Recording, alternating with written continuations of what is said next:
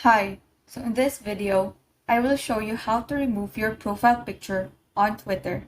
First off, you need to launch the Twitter application. Notice on the top left corner of your screen is your profile icon. Tap on your profile icon and this section will show on your screen. Select Profile, which will direct you to your main page. Now tap on Edit Profile and click on the camera icon. Take note that you cannot completely remove your profile picture in your account, which is why after clicking the camera icon, these options will be provided to you.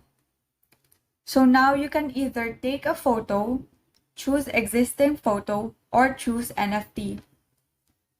But you may choose take photo and take a picture of a blank canvas so that it may give the effect of having a removed profile picture. And that is all. Thank you and have a great day.